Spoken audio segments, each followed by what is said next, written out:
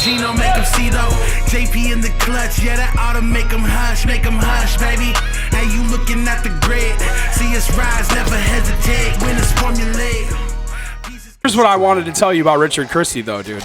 And you don't think he'll mind if we do? I mean, who's listening to this shit anyway? Well, but, I don't know, but he's my boy, so dude, like, I mean, it's fine. He did a prank phone call where he called an old lady, and he had a recording of like 2 of him talking, and the lady was selling a dryer, something else, and a basketball goal. She kept calling it, and people call it that, and I've always called it a basketball hoop. Whatever. Point is the phone call would be. I can also just put this in the episode. Pretty good. I want him to hear it. Okay. Hello. Hey. Hi, how are you? I'm fine. Yeah, I'm calling about the fur coat that you had advertised.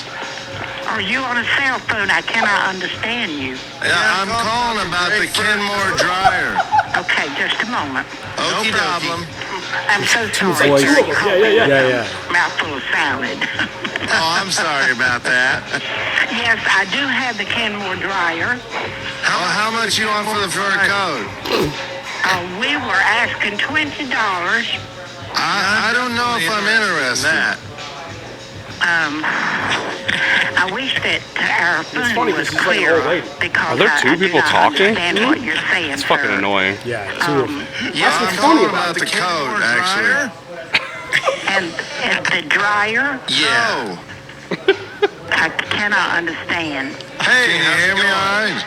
Are you interested in the basketball goal? Yeah, well, the goal, yeah. And then you're... The point is it's one of the funniest things I've ever heard, and the fact that you know him personally is another just great tidbit of. One of the weird things, which is why I don't know, like, I mean, that's like when you like came to me to say, hey, you want to do this? I was like, okay, but why? And I do know a lot of people, but I don't tell people shit. Like, I just know people. Yeah, I don't fucking know. Of course. So. That's not even why, dude. I'm going to tell you why. Okay. It is a little loud. It's like searing in my ear. I'm not a huge hip hop dude, so Tripod like, Class is so good, dude. I'm sure they are. just got in the Hall of Fame. I just don't give a fuck. So. Rock and Roll Hall of Fame's a fucking joke. Oh yeah. Yeah. Yeah. I couldn't care less. We'll get into it too, but I do a lot of shows. Yeah, dude. So like there's definitely standouts and shit that I'm gonna forget. Yeah. But like, I mean, I definitely can I do that on? You can do whatever the fuck you want, bro.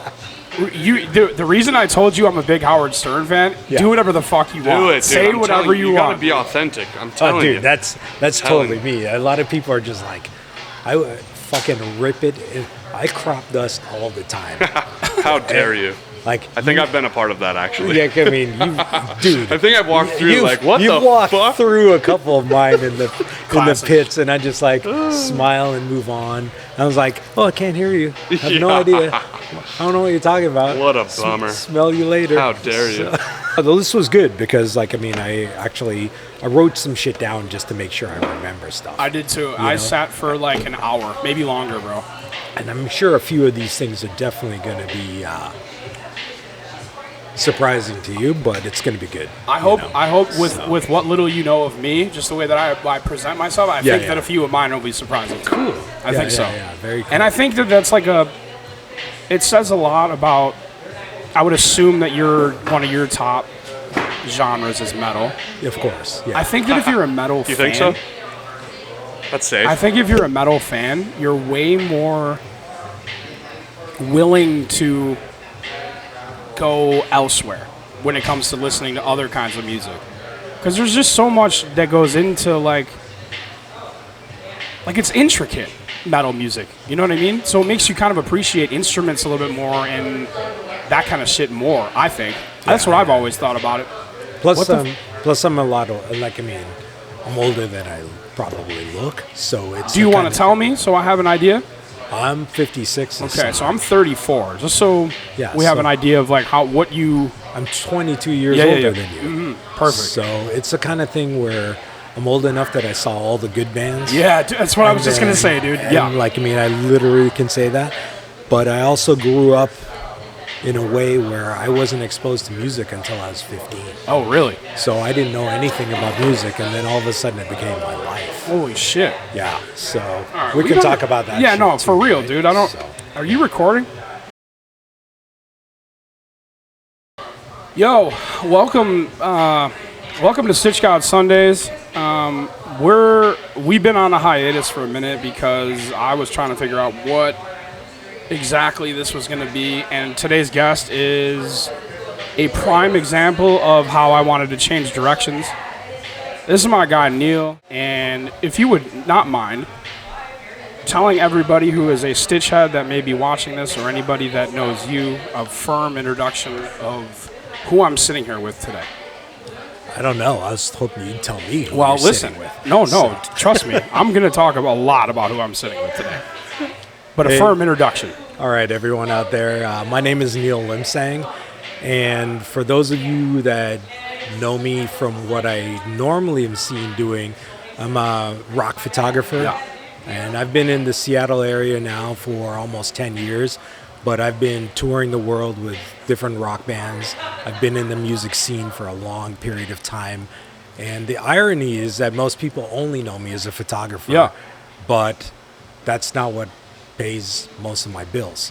And so, I do visual effects and animation Okay. for movies, television, video games, all kinds of stuff. That's my real day job. I didn't know that. And in my night job, I do all the shows. That's and unbelievable. I love mixing both of those things because both are creative and both are fun. So that's kind of exactly why I had you give an introduction, because I wanted to be known that I learned of who you are. Brace yourself, because we were holding on to this. I learned of who you are. You must have been on tour with somebody Okay. in 2012-ish. Okay. And I either found you from... See, I wish I could remember exactly when so we could figure out what band it was. Because Well, you just tell me the situation. And I so might the be able to situation figure that was out. me finding your... I found your Instagram Okay. because of a band that I had just gone to see. And I was looking at their photos like, who is this guy? But the reason why I remembered it was you, very distinct look with a red, whether it's in your hair or in your beard.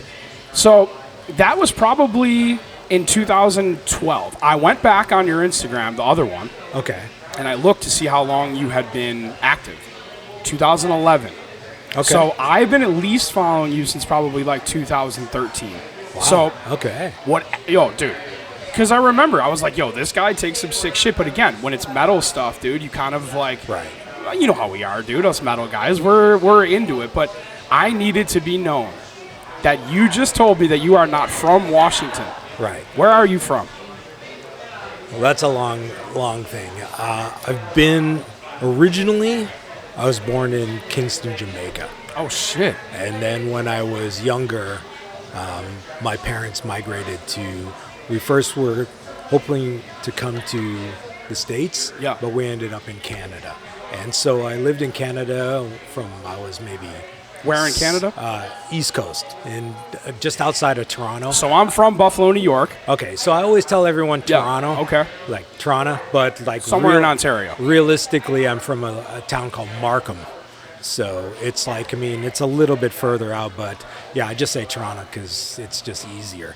But It's then like people here say Seattle when they're not from. exactly, Yeah. because I live over yeah. the bridge and Yeah. nobody cares. Nobody knows. So, but yeah, so I grew up I ended up growing up like, I mean, migrating from Jamaica when I was 6, and I lived in Canada till I was in my 20s. Okay. And then doing my day job, I graduated, and then I started my visual effects career in America. And I've been in America for many, many years. Started in New York for a year, and then I migrated to, and then I came over to California. Okay. And I was in California for fucking forever. So the longest period what you were in California for, you would say? Longest period. I was like, Okay. I mean, I would say for a long, long time.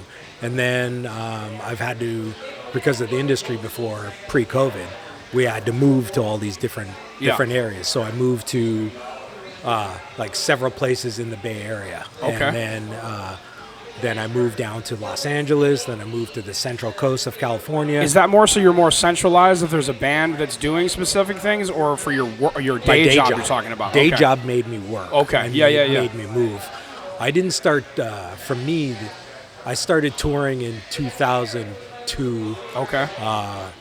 when I met dear friends of mine, like from Sweden, a band called In Flames. Okay. And In so Flames? basically, I've done a lot of touring with In Flames, which led to touring with other people and other things. So it's just, yeah, I've known those guys, God, it's 23 years this Yeah. year, I think. So it's 2025, isn't it? Holy shit, Jesus. dude. Yeah, it's dude. a long time, man. So, you know. And It makes me sick thinking about how that I've gotten older. I didn't want to get old. Yeah, but for me, it's just like in the last couple of years, age is a sign of living. Yeah. And it's awesome. You That know, does just make being sense. able to experience all these things and then just have these great memories. So I it's love been that, fun. dude.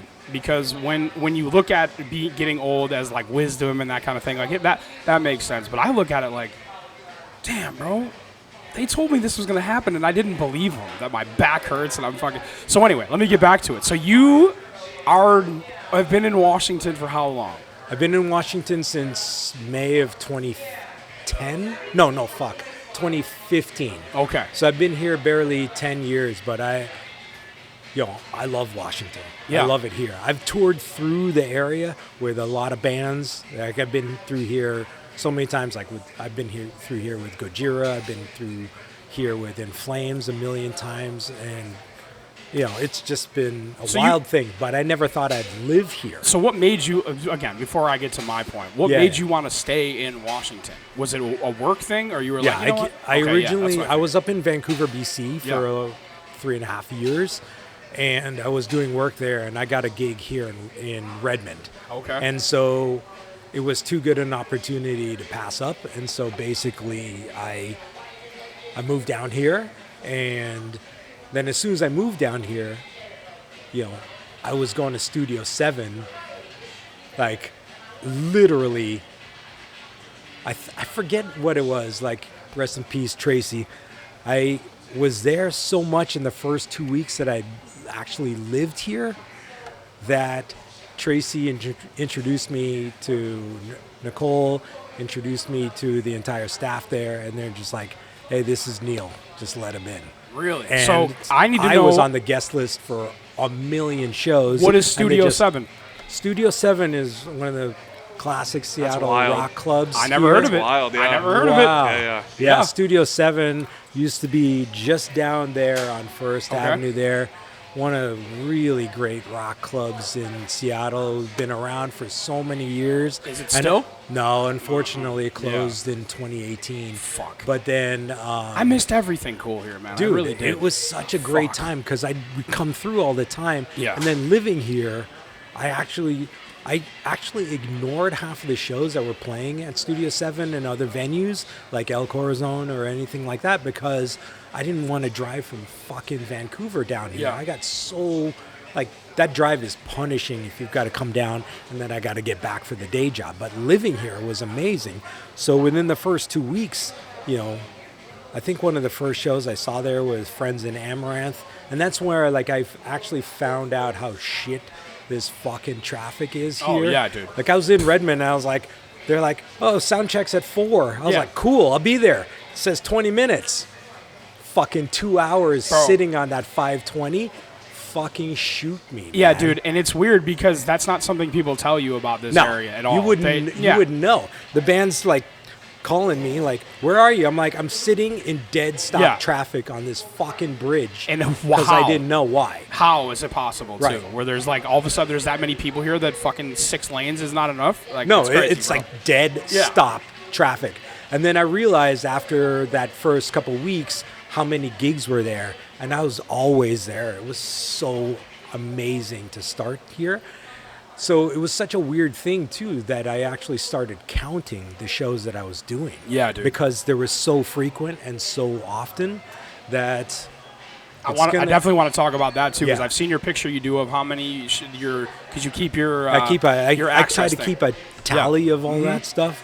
But most people don't understand like what music is for me and how it is. But realistically, just to give you an idea, we'll touch on it a bit later. I started counting because I was going, I think within the first 2 weeks I lived here, I went to at least eight gigs at Studio 7 within 2 weeks. And that's how it always is here too. Still, I feel like we're So every many night. great It's just a lot of shows. stuff. Yeah.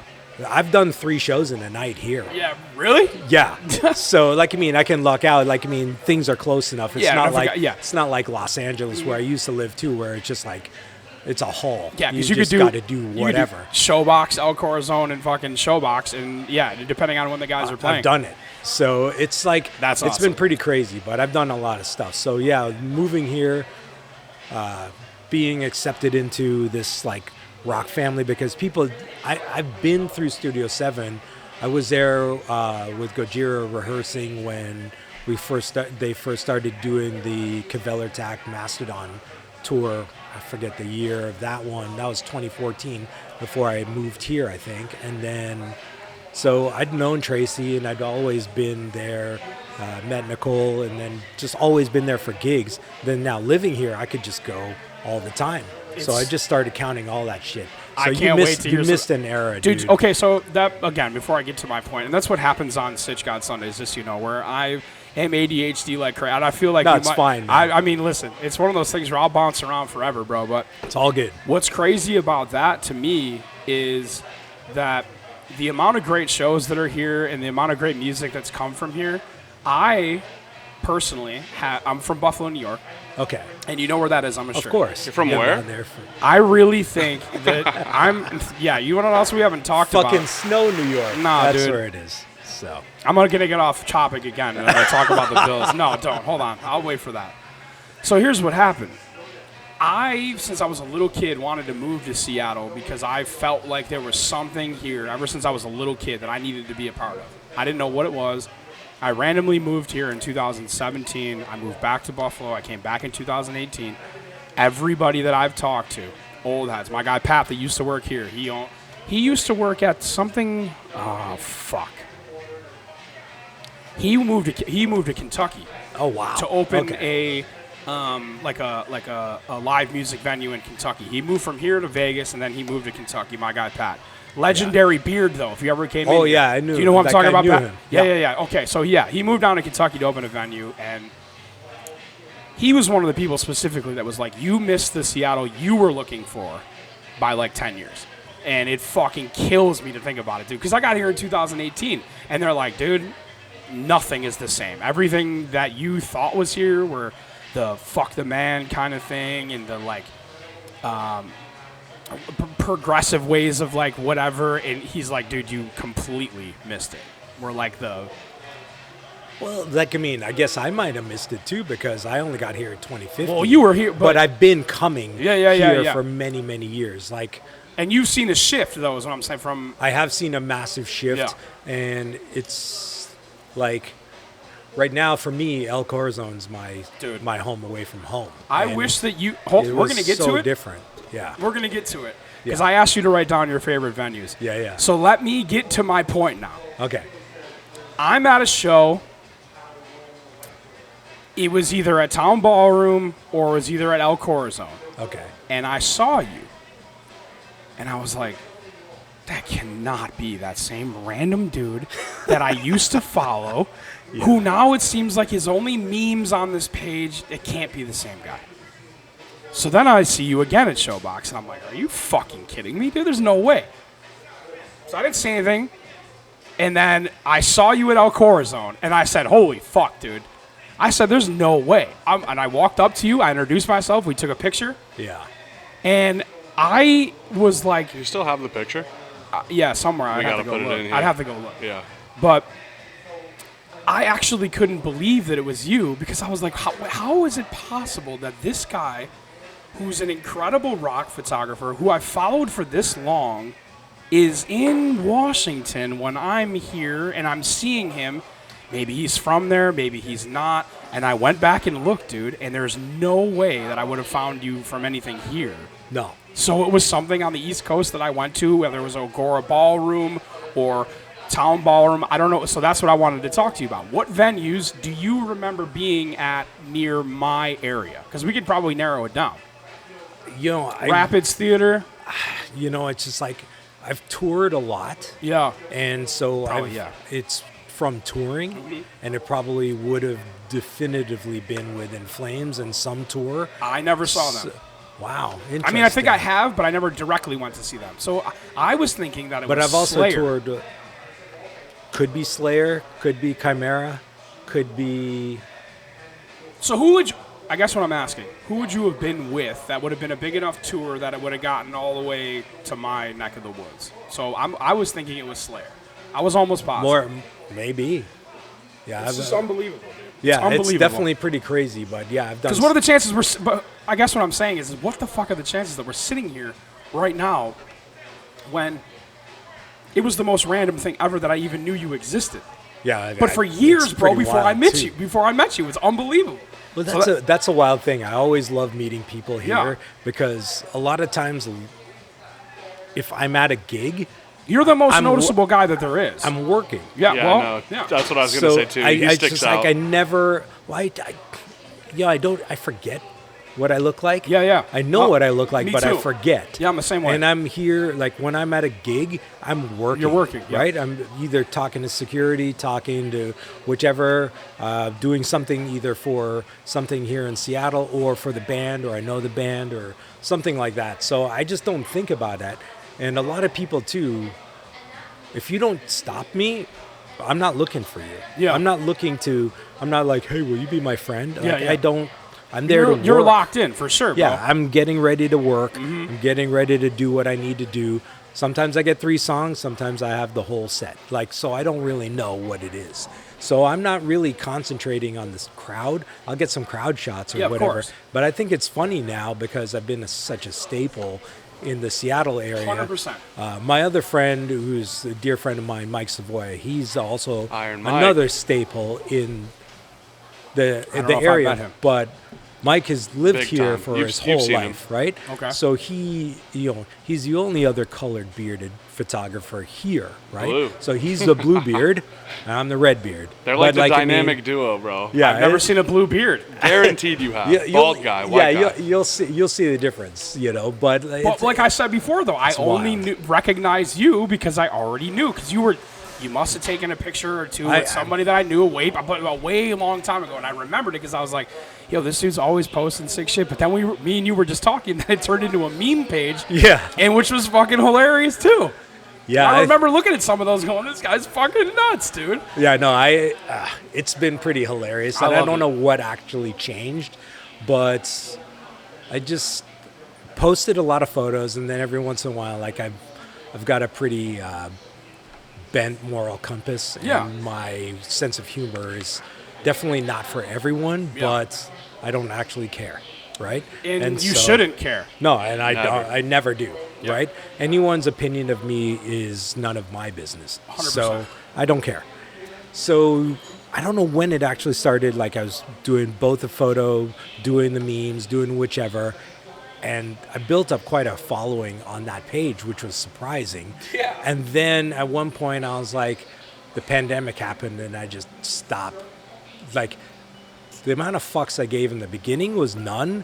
Then I gave even less during the pandemic, and I just started posting a bunch of shit, and I just couldn't give 2 fucks. It got what way up happened. there too, though, didn't it? Way With the up yeah, there. And then I started. I'm like, oh, maybe I should do a professional page course. for my photos and this and that. And it's been amazing because I never know who I'm going to meet. And like I said, I'm not there to specifically be like, hey, whatever. But so many people come up to me, and they're like, I was just on tour in October in Berlin, Germany with In Flames, and some kid came up to me at the soundboard, and he goes, "Are you Neil?" And I was like, "Yeah." He's like, "Fuck you, it's funny." And I was like, "Yeah." Yeah, dude, literally. And fuck you, I it's was just funny. like, he follows that, Uh-huh. and I was just like, that's hilarious. It's awesome, dude. So Paul I knows a think little it's something funny. about that. What? About random kids walking up to you in the middle of work. Oh shit, dude. Yeah, so again, because we just discussed Yeah. it. When you have a noticeable thing, that's why we try to keep me a secret. Right. Because the whole Stitchgod thing isn't, not to bore you with it, but basically when I started doing Stitchgod, it was more about what I was doing than who I am. Right. Just kind of like with your photography. It's more about your photos than that you have a red beard. You know what I mean? Yeah. So it's one of those things for me where like I do everything I can to be secretive of exactly who I am. Okay. And then even when we did like some promo for this at first, we had random people just saying they were Stitchgod, and we made videos of it basically. So it's just that like was fire. If you weren't paying attention, you might not actually know who Stitchgod is, and it could be this guy or that guy or even a girl. Who the fuck knows? So the craziest thing besides being at work and that happening is I was in Toronto for the Mariners playoff series, and long story short, I was walking out of where the Blue Jays play, and some kid asked me for my autograph on the way out. He's like, "Oh yeah, dude, I follow your shit, blah blah blah. Your jerseys are sick." And I'm like, dude, are you sure that you? Are you positive, dude? But it's funny too because when people come up to me, I said, sometimes I go, I don't know, maybe I am, maybe I'm not, I don't know. All right. So it's kind of like a secretive thing. So when you were chatting with me, and it was Al Corazon, you gave me guitar picks, and I looked at the guitar Classic. pick, and I go, this is the same fucking guy. This is the one, dude. This is that guy, dude. So I just wanted to let you know that I have been a fan of all that I know that you do for a very long time. So to answer your first question that you had, why does he want to talk to me? That's why. Thanks, man. It's seriously, bro. I'm not even kidding at all, dude. Really fucking great. That's and awesome. especially we talked about Howard Stern, and that got us talking about Richard Christie. My sense of humor is fucked up too, but I think that is what made it most memorable for me, besides the photos at first, because I kept seeing "fuck you, it's funny" or like whatever. You know what I mean? I kept seeing it, but I didn't see any more pictures of you anymore, and I was like, I don't know. And then it all came back to me in that moment where you handed me. I wish I had. I meant to bring it with me too. It was the white one, but it was the fucking with the red beard, and I was like, this is that same fucking guy. This is crazy, dude. So that's fucking cool, dude. Yeah. I'm glad that we ran into each other because I have a million questions. You know, it's just like it's kind of interesting too because I enjoy what I do. Yeah. I love music. I love being out in the scene, and I've been doing this for so long now too. It's just like I'm still doing it. Yeah. And I still love what I get to do. So I never think about it, but I just never think that most people give a shit. Dude, to somebody like me. So weird. To somebody like me where since I was a young kid, I've loved baseball. I've loved the Mariners. That's what it was the reason I moved in the first place. Oh, rad. But my number one thing my entire life has been music. My whole life. It'll be something that I regret the rest of my life, and I never took it serious in another way. So even the remote feeling of what it's like to be a rock star, even if you're fucking on tour with a band, bro, like that is something that like I, in my heart, would kill to be a part of. Just to experience it, bro. And you were talking about the scene just now. Like, just being in the scene is, like, fucking cool, man. It definitely is something that it's the same for me. I grew up in a very conservative... tell me about that. I grew up in a very conservative... Like I said, we moved from Jamaica when I was 6 to Canada. And then my brother is 2 years younger than me. And then I have a sister, she's 8 years younger than me. But we went on a world trip, my dad and my mom and myself. I was super young, right? Yep. And my brother, I think he was 1 at the time, so I must have been 8 then.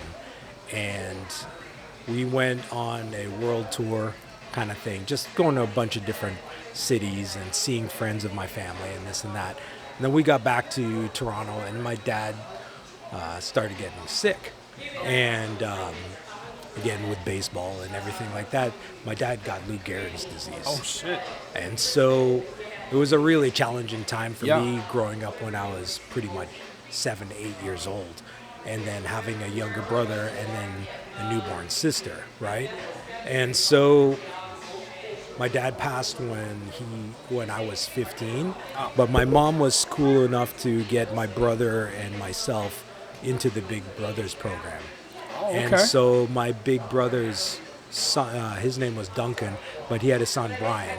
And Brian introduced me to music because I only grew up with church music and choir and Lawrence Welk and all that stuff that my mom loved, right? Oh, shit. But Brian introduced me to Queen, to Led Zeppelin, to Rat, to Billy Joel, like Def Leppard, and I was like, what is this? And dude, I cannot even imagine. Wait, so you're telling me how old are you again at this point? 8 or 9, you're saying? Or like no, 10? like when my 15? dad got sick, I 15? was 8, and then when I first listened to music that wasn't church music or Good music. Lawrence Welk, I was 14, 15, and I was struggling, right? Because I needed to find a purpose because my father just passed away. Wow, dude. So music has changed and become my life. Yeah. And it is very different for me because it is the drug of my choice. Yeah. I've never done anything in my entire life. Do you drink at all?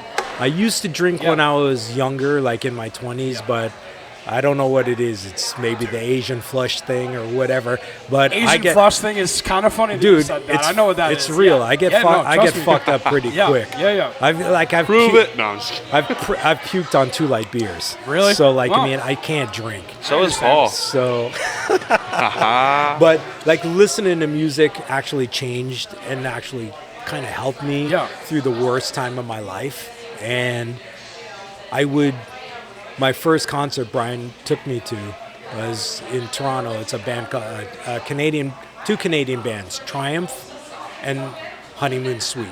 Okay, so And I never Honeymoon heard of Honeymoon Suite. I Yeah. think oh, wait a minute. They have that one song, don't they? Oh, there's a lot of hits by okay. Honeymoon Suite. I feel like I'm thinking of one, but I'm also thinking I might be thinking of that other band that, Honey something else, an older band. Not sure. But like literally for me, I never understood what the appeal of live music was because I didn't grow up with it. Yeah, exactly. And then when Brian took me to my first show, I was totally hooked on the experience, the vibe, everything like that. And then I had to beg my mom for a month to go to that show because, she thought they were satanic. And it was different than like what, that. yeah, exactly. And I'm like, this is a rock band. This is but rock was evil. And so when I went, I was totally hooked when I finally got her to let me go. And then I never asked again. The second show I saw was Iron Maiden with Wasted. What year was that? I believe that was either Somewhere in Time or Power Slave. I can't remember which that would have been tour. like 85. It's 85. Okay. Yeah. And then the third show I saw was Kiss on the on the Asylum tour with King Cobra opening. And those 3 shows... Kiss? You would never be the same, I can imagine. No, dude, never the same. At that time, yeah, and for that sure. Kiss was also... Well, to get into that too, Kiss is one of my all-time favorite bands. Oh, wait a minute. And so, yeah, so literally, I remember hearing, and everybody laughs too, but I got into Kiss during the disco The disco era. time. I was just going to say 85. And it was just like, I was, back then, that's exactly it. Rules, dude. Came on the PA system at some fucking... like the Bay or something like that, which is like a big department store. And they used to have radio sections in the department store.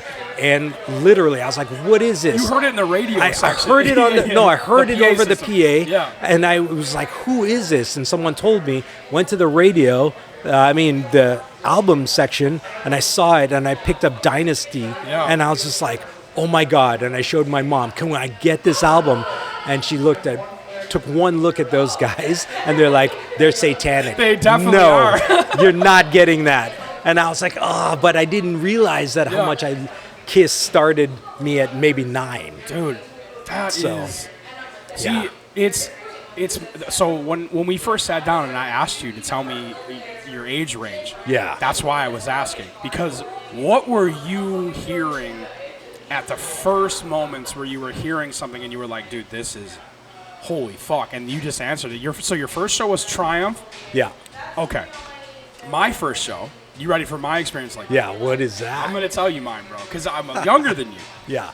But check this shit out. So my very first show ever, I sat in the penalty box at HSBC Arena in Buffalo for the Van Hagar tour. Oh, Van wow. Halen. My first show ever was Van Halen in 2004. And that's the tour where they weren't getting along and they didn't finish it. So my first show that I ever saw was Eddie Van Halen playing a fucking guitar with a drill, dude. Oh, yeah. It was the first thing I ever saw live. And just like you described,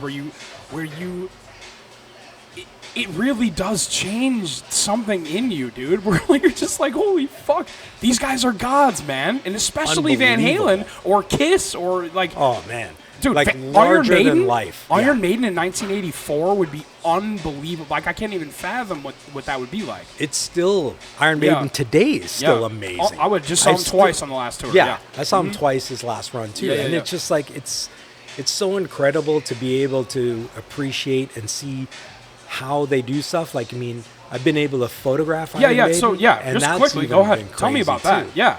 Does he really? Hold on, before you go. Does he really Yeah. rollerblade No. around? Rollerblade.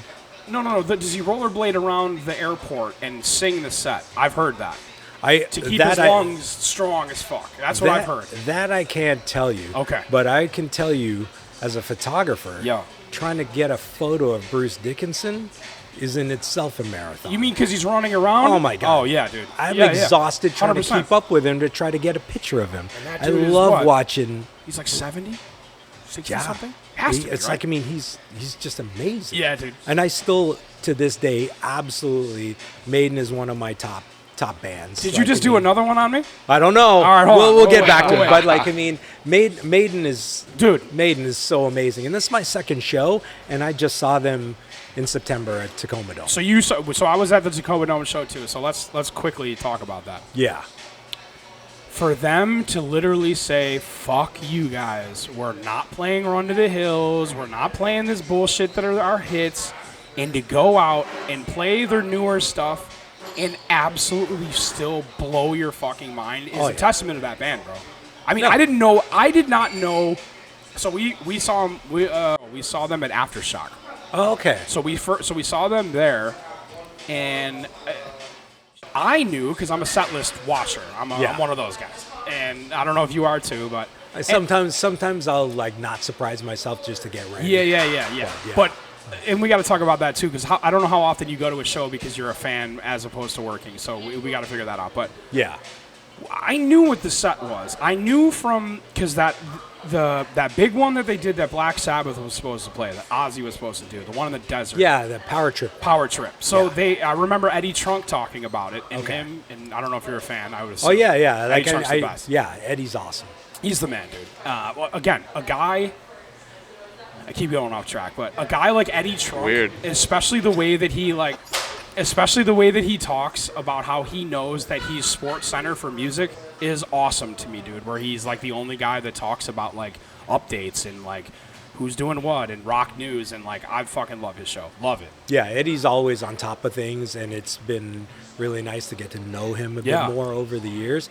The irony of all of that with Iron Maiden is I was just in Vancouver for their show at Rogers Arena. So they play at the arena. Yeah, and they played there, and then they went down to Power Trip. So it was the last date of the Canadian run of Future Past.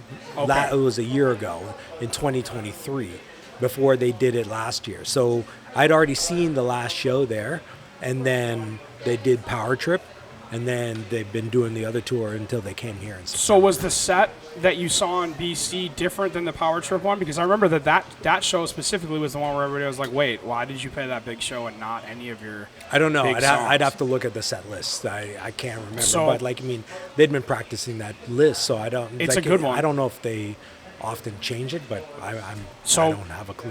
Like I said, I'm a set list guy. So Yeah. I looked and I was like, I don't know why they did that. And then I saw it at Aftershock and I was like, who gives a fuck what they do? No, they're- They rule. It doesn't matter what they can go out there and play Yankee Doodle Dandy, bro, and it's going to fucking rule, dude. So we went to the Tacoma Dome show. Yeah. And, bro, I'm getting T-shirts. I'm getting the patches. And, bro, again, the age difference. I am so thankful that a band like that is still able. my God. Like, bro, I'm lucky to be able to have seen Ozzy and Black Sabbath, and I mean, dude, because fucking. You know how fucking it goes in music where guys don't make it too long or whatever, or they fall off, or I mean, to see Rolling Stone twice at my age is like, how the fuck the Police, all 3 original members, it's like, how is that possible? And again, it just shows that like these guys love it, and they show that they love it. And like I said, dude, they can play no hits at all, Iron Maiden, and it's just like that show was unbelievable. Well, when you think about Iron Maiden or a band like Metallica until the Black Album, they just toured all the time. And the fan base, which is us, is rabid for that music. 100%. You're not going to hear it on the fucking radio. Hell no, dude. They're not going to play Fear of the Dark. They're not going to play, Alexander the Great. They're not going to play half of these songs because they're too long. Dude. But we'd go 100%. and we see it, and we wouldn't actually know what a set list is. So now we have setlist.fm. I mean, it's like everything favorite. else, right? It's one of my most go-to sites, dude. And you're like, when I'm scrolling, I'm like, motherfucker, nobody posted the list. I don't know what's going on. Yeah. It's still a surprise, but I love sometimes knowing what it is. And that's one of those things where, like, bro, it's cool because, like, I know I'm not alone when it comes to metalhead guys. Man. I know that, dude, because I've been, and bro, we just were at Slipknot in September here. Yeah, I was so bummed to miss that. Dude. I was getting tattooed, so I couldn't. I'd already booked my appointment, and my artist is so amazing I was like, I'm not going to. Yeah, see? I'm not going to miss that appointment. Yeah. And then I saw Slipknot. I was like, dude. ugh. And a couple of the guys were like, "Are you coming?" I was like, I can't miss my appointment. So fucking good, dude. Oh, and yeah. so here's Crushing. what I'm going to tell you. One of the most, unfortunately, most embarrassing things that's ever happened to me. Oh, so, I got one for you. Everybody later. Line it up, dude. Yeah, for real. So here's what happened. We go to Slipknot. I know a guy who knew a guy that was like, "Yo, we're gonna go backstage. We're gonna meet these guys." And I was like, "Whoa, dude! I got sick tattooed on the back of my head, like at the back of my ear, bro. You already saw the back of my head. It says, 'Hey now.' Shout out Howard Stern. Shout out Richard Christie, dude. He's a fucking legend." We go backstage. We're hanging out after the show. They fucking blow the roof off the place, dude. Oh yeah, I heard it was a great show. That 25th anniversary of that album, and then to play all those songs. But my Slipknot album that I listened to religiously was Iowa, and then Subliminal Verses. So that first album is kind of like, I never really went too far into it. They're written down somewhere today too, by the way, Slipknot. Oh, wow. So just so you know. Yeah. So we're backstage, whatever. I don't think anything of it after the show because I don't like to ever assume anything. Sure. But we got put in a pretty crazy position where we were hanging out with Tortilla Man, and all of a sudden Clown comes walking out, and dude, to me, Clown, Corey Taylor, Mick Thompson, Jim Root, those are the guys that I had, Sid Wilson, those are the pictures that I had in my walls when I was a kid, dude. Because just like with Kiss, you see that and you're like, Mudvayne was like that for me too, where you're just like, holy fuck, dude. When you're a little young guy, you know what I mean? Oh, yeah. So I was like, 9 or 10 years old, and you're seeing Slipknot the way that they were in 2001, dude, and you're just like, holy fuck, dude. So we're sitting back there, we're smoking, we're having a nice time, we're doing whatever, and I'm shooting this shit with Clown, and we're getting along great, everything's cool, bro. And he goes, what did you think about Scissors tonight when we played that? And because I didn't know the album very well, I didn't know which one he was talking about.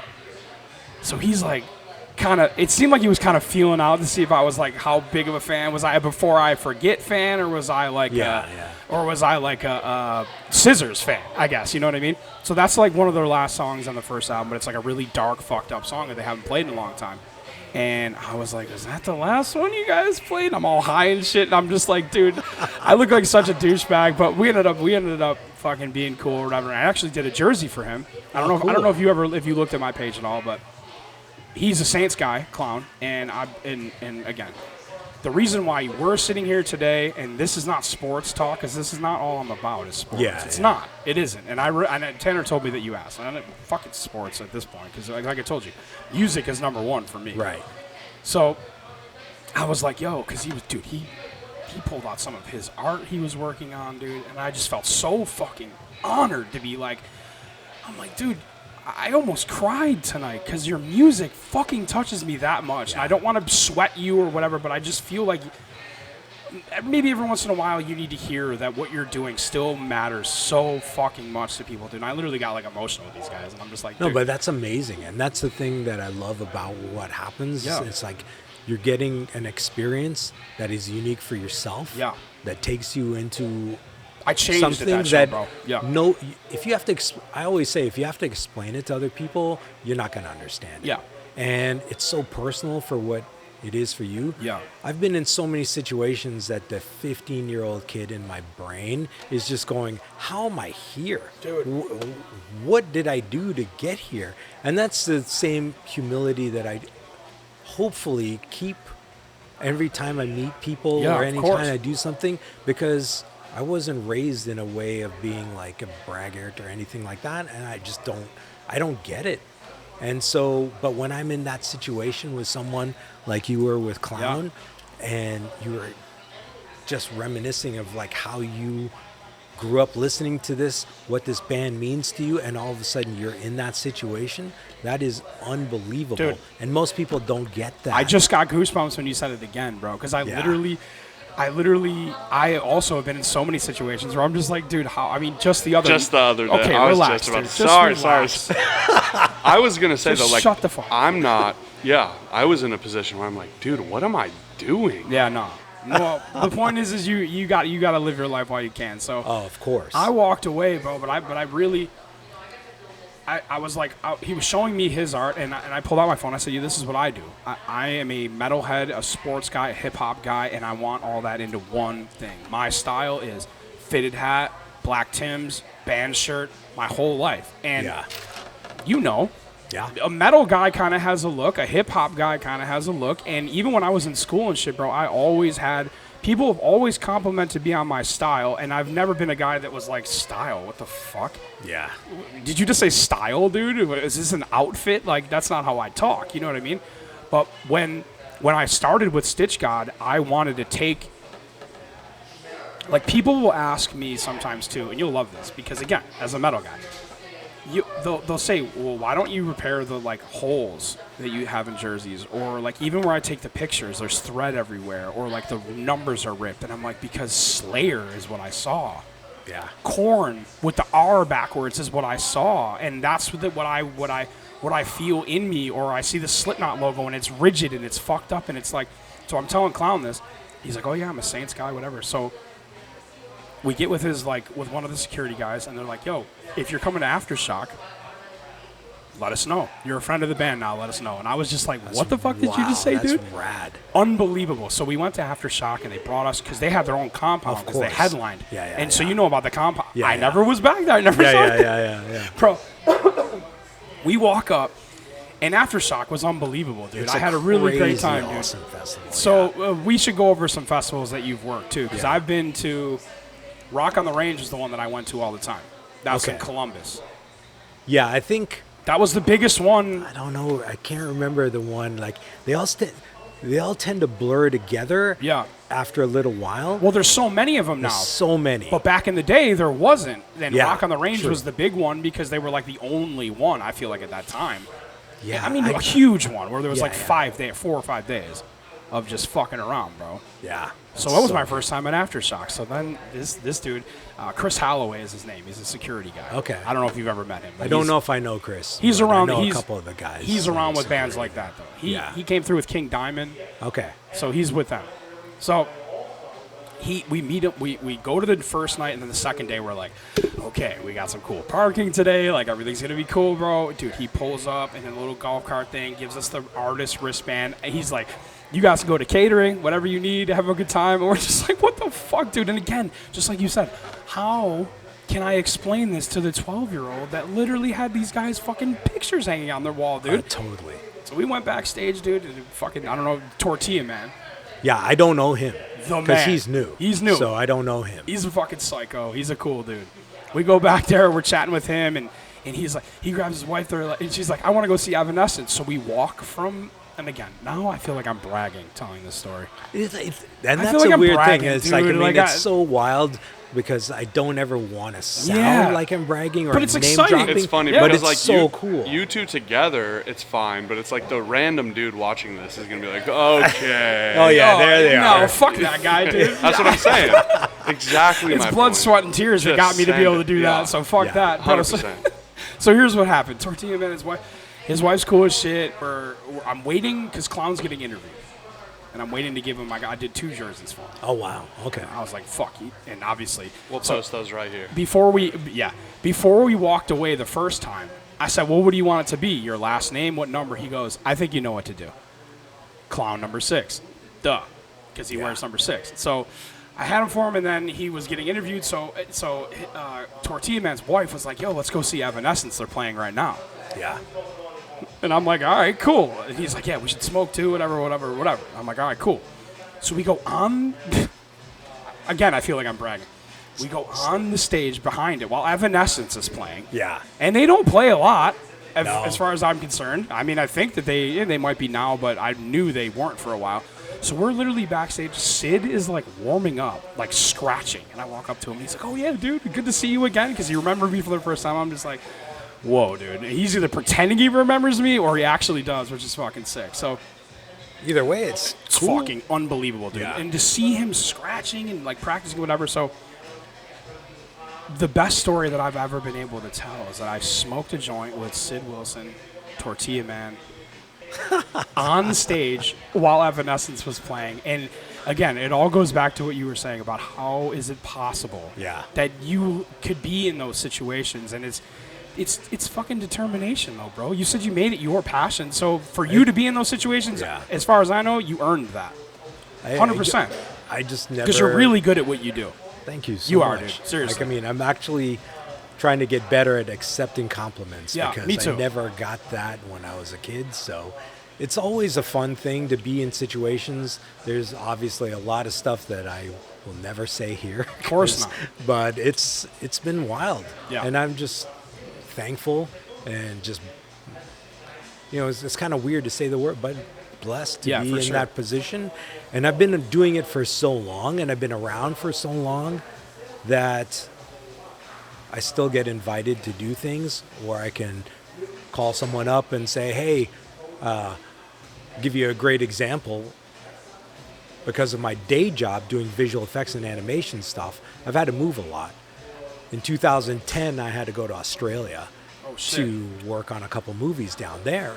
And Are you able to talk about what movies they are? Yeah, because they're long out. I worked on a Chinese movie I think it's called The Dragon Pearl, and then I worked on Sorcerer's Apprentice,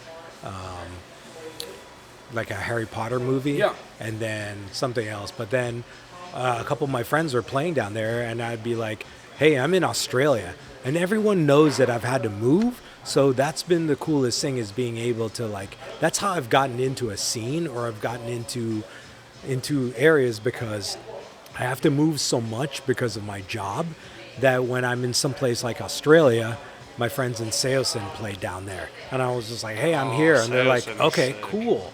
And then, or I met the Periphery guys who are on tour with a band that are now, like, Periphery and Tesseract are friends now, but I met them in Australia. And, like, it's one of those situations where I made arrangements, get there to go see the show. And then you're shaking hands. Yeah, and I'm like hanging out, talking, yeah. and then it's just like, it's another cool experience.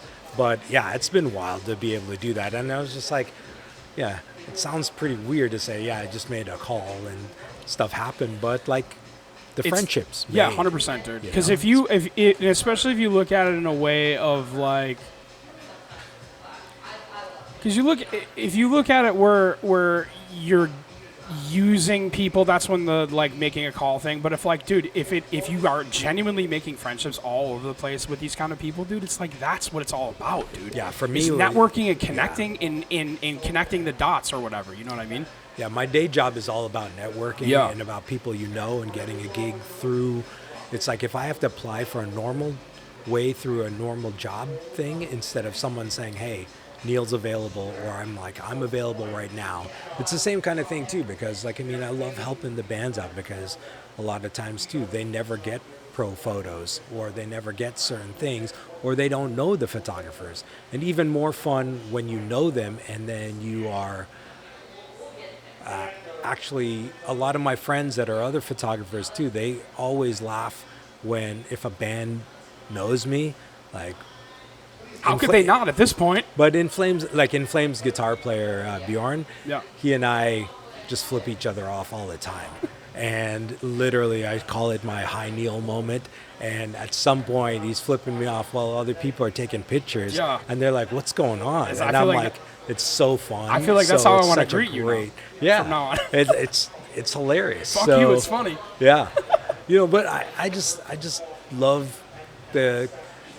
I love being around creative people. Yes. I love being around because I can relate to that, right? It's like I'm sure I can relate to anyone, but someone in the creative field, especially with music, I do animations, so it takes a lot of time and effort to do what I do, and I listen to music all day long. I have one of those fortunate jobs to do that. Yep. And then I've always talked to them about the symbiotic relationship between music and movies, because they're on tour playing the music that I need to do these movies, and they're watching these movies while they're on tour crazy. to get through their day job.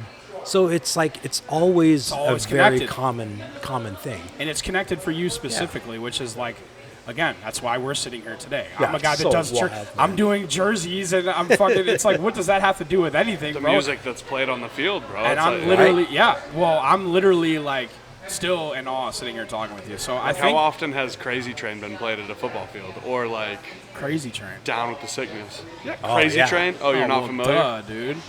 That's what I'm saying. What is this guy talking? What I'm saying, it's the same kind of thing. Indeed. Anyway, I was just gonna say, let's take our first break and then come back and talk about gotta what. go pee on the ice. Yeah, no, peeing on the ice. By the way, we're at Hooverville. This is on First Avenue South, right across the street from Showbox Soto, the greatest bar in the world. So if you're hearing my voice and you're coming to Seattle, you know Neil. You come in here, fucking put a $1 bill on the wall and pee on the ice. So on that note, let's Pee take on the our ice. yeah, dude, no, it's cool for sure. Let's take our first break and we'll come back and talk about Neil's favorite. We're talking about a lot of favorite stuff. You already told me 2 of them, by the way. Yeah, there's a couple. I think I hint toward one. All right, hold on. Goodbye. Pee on the ice. Dude, I knew this was going to be sick.